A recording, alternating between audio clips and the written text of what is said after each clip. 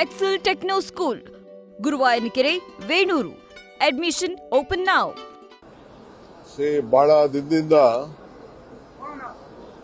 ಕರಾವಳಿ ಮಲ್ನಾಡ್ 3-4 ಜಿಲ್ಲೆ ಏನು ನಮ್ಮ ಕೋಸ್ಟಲ್ ಬೆಲ್ಟ್ ಅಲ್ಲಿ ನಾವು ಕೇರಳ ಮತ್ತು ಗೋವಾ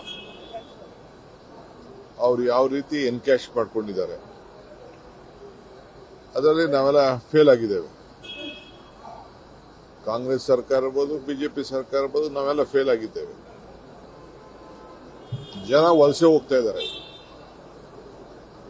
ಮಂಗಳೂರು ಜನ ಎಲ್ಲ ಸೌದಿ, ಮುಂಬೈ, ಬೆಂಗಳೂರು ವಿವಿಧ ಕಡೆ ಎಲ್ಲ ಹೋಗ್ತಾ ಇದ್ದಾರೆ. ಬಟ್ ಇಲ್ಲಿರುವಂತ ಒಂದು ಪ್ರಕೃತಿ ಸಂಪತ್ತು 300 ಚಿಲ್ಲರೆ ಕಿಲೋಮೀಟರ್ ಏನಿದೆ, ಇದನ್ನ ಸರಿಯಾದ ರೀತಿಯಲ್ಲಿ ನಾವು ಬಳಸ್ಕೊಳ್ತಾ ಇಲ್ಲ. ಸೊ ನಾನು ಎಲ್ಲ ಶಾಸಕರ ಹತ್ರ ಮಾತಾಡಿದ್ದೀನಿ. ಪಾಪ ಎಲ್ಲ ಶಾಸಕರು ಕೂಡ ಅವರು ಬಹಳ ಆಸಕ್ತಿ ಕೂಡ ತೋರಿಸಿದ್ದಾರೆ. ಸೊ ಮಧ್ಯದಲ್ಲಿ ನಮ್ಮ ಕ್ಯಾಬಿನೆಟ್ ಅಲ್ಲಿ ಒಂದು ಟೂರಿಸಂ ಪಾಲಿಸಿ ಬಂದಿತ್ತು.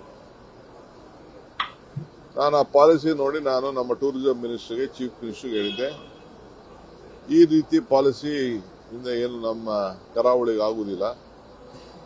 ಚುನಾವಣಾ ಸಂದರ್ಭದಲ್ಲೂ ಕೂಡ ನಾವು ನಮ್ಮ ಮ್ಯಾನಿಫೆಸ್ಟೋ ಅಲ್ಲಿ ಮತ್ತೊಂದೆಲ್ಲ ಇದ್ರ ಬಗ್ಗೆ ಚರ್ಚೆ ಮಾಡಿದ್ದು.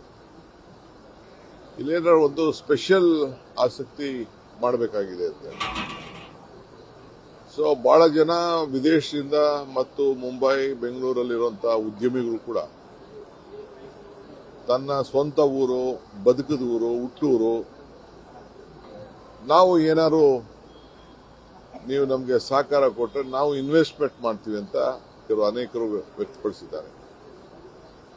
ಈ ಹಿನ್ನೆಲೆಯಲ್ಲಿ ನಾನು 2-3 ಬಾರಿ ವಿಧಾನಸಭೆಯಲ್ಲಿ ಮತ್ತು ಬೇರೆ ಕಡೆ ಎಲ್ಲ ಬಂದು ಇಲ್ಲೆಲ್ಲ ಬಂದು ನಾನು ಮಾತಾಡಿದ್ದೆ.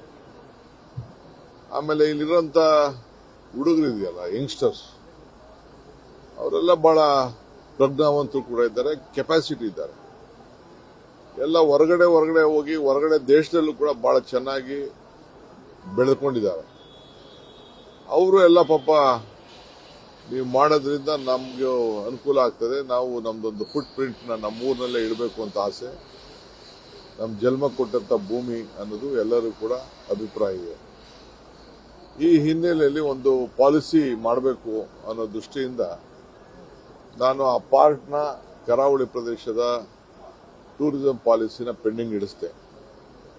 ಸೊ ನಾನೇ ಮಾಡೋದು, 4-5 ಜನ ಆಫೀಸರ್ಸ್ ಮಾಡೋದು ಅಲ್ಲ, ಕೆಲವು ಒಳ್ಳೊಳ್ಳೆ ಆಫೀಸರ್ಸ್ ಎಲ್ಲ ಹಿಂದೆ ಎಲ್ಲ ಡಿಸಿ ಆಗಿ ಕೆಲಸ ಮಾಡಿದಂತ ಅನೇಕ ಆಫೀಸರ್ಸು ಅವ್ರ ಹತ್ರೆಲ್ಲ ನಾನು ಚರ್ಚೆ ಮಾಡಿದ್ದೇನೆ.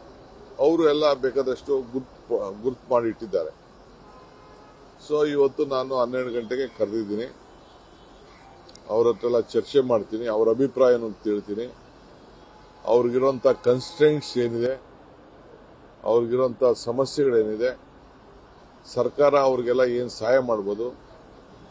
ಇಲ್ಲಿ ನಾವು ಸರ್ಕಾರ ಕೊಡೋದು ನಮ್ದು ಇನ್ವೆಸ್ಟ್ಮೆಂಟ್, ಕೆಲವು ಇನ್ಫ್ರಾಸ್ಟ್ರಕ್ಚರ್ ಇರ್ಬೋದು, ಅದು ಬಿಟ್ರೆ ಇನ್ನೇನು ಜಾಸ್ತಿ ಇರುವುದಿಲ್ಲ ಪಾಲಿಸಿ ಅಂತ ಮಾಡೋಂಥ ಸಂದರ್ಭದಲ್ಲಿ.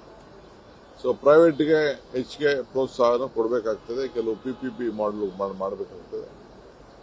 ಈ ಹಿನ್ನೆಲೆಯಲ್ಲಿ ಕೆಲವ್ರ ಹತ್ರ ಮಾತಾಡಬೇಕು ಮತ್ತು ಕರಾವಳಿ ಪ್ರದೇಶದ ನಮ್ಮ ಉಡುಪಿ ಇರ್ಬೋದು, ನಾರ್ತ್ ಕೇಂದ್ರ ಇರ್ಬೋದು, ಸೌತ್ ಕೇಂದ್ರ, ಸ್ವಲ್ಪ ಮಲೆನಾಡು ಭಾಗ, ಇವೆಲ್ಲ ಹೊಂದಿಕೊಂಡಿರೋದ್ರಿಂದ ಇವ್ರ ಹತ್ರೆಲ್ಲ ಕೂಡ ಮಾತಾಡಿ ಜನಪ್ರತಿನಿಧಿಗಳು ಒಂದು ರೌಂಡ್ ಬೆಂಗಳೂರಲ್ಲಿ ಮೀಟಿಂಗ್ ಮಾಡಿದ್ದೆ.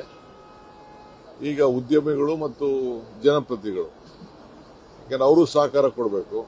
ಅವರಲ್ಲಿ ಏನು ಕಂಡಿದ್ದಾರೆ ಜನಪ್ರತಿನಿಧಿಗಳು ಅವರು ಹೇಳಬೇಕು. ನಮ್ಮ ಇಲ್ಲಿರೋಂಥ ಇನ್ವೆಸ್ಟರ್ಸು, ಡೆವಲಪರ್ಸು ಅವ್ರಿಗೇನು ಕಂಡಿದ್ದಾರೆ ಅಂತ ಅವ್ರು ಹೇಳಬೇಕು. ಸೊ ಏನು ಸೂಕ್ತ ಇದೆ ಕಾನೂನಲ್ಲಿ, ಇವತ್ತು ನಾನು CRZ ಅವ್ರಿಗೂ ಕರೆದಿದ್ದೀನಿ, ಆಮೇಲೆ ಕೆಲವು ಡಿಫೆನ್ಸ್ ಅವ್ರನ್ನೂ ಕರೆದಿದ್ದೀನಿ, ಕೋಸ್ಟಲ್ ಅವ್ರನ್ನೂ ಕರೆದಿದ್ದೀನಿ, ಎಲ್ಲರೂ ಕರೆದಿದ್ದೀನಿ. ಸೊ ಅವರೆಲ್ಲ ಅಭಿಪ್ರಾಯ ಕೊಡಲಿ. ಪಬ್ಲಿಕ್ ಡೊಮೇನಲ್ಲಿ ಇಡ್ತೀವಿ, ಇದೇನು ನಾವೇನು ದೊಡ್ಡಾಗೇನು ಮಾಡೋದಿಲ್ಲ. ಆಮೇಲೆ ನಾವೆಲ್ಲ ಇದ್ರ ಬಲ್ಲ ಏನೇನು ಅಭಿಪ್ರಾಯ ಇದೆ ತೆಗೆದುಕೊಂಡು ಈ ರೀತಿ ಅಭಿಪ್ರಾಯ ಕೊಟ್ಟಿದ್ದಾರೆ ಅನ್ನೋದನ್ನು ನಾನು ಕೂಡ ಸಾರ್ವಜನಿಕರ ಗಮನಕ್ಕೂ ಕೂಡ ತರ್ತೀನಿ. ಇನ್ನೇನಾದ್ರು ಮಾಡಿಫಿಕೇಶನ್ ಮಾಡೋದಾದ್ರು ಮಾಡ್ತೀವಿ.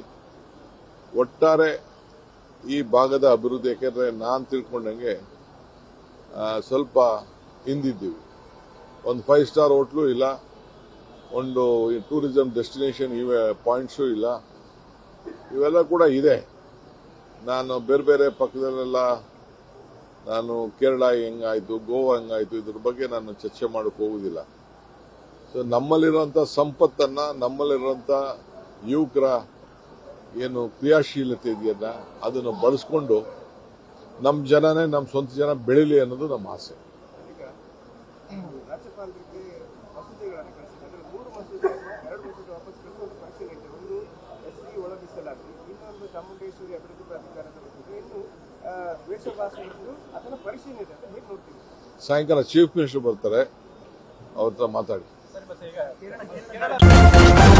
ನ್ಯೂಸ್ ಫಸ್ಟ್ ನಿರ್ಭೀತಿಯಿಂದ ನಿಮ್ಮ ಪರವಾಗಿ.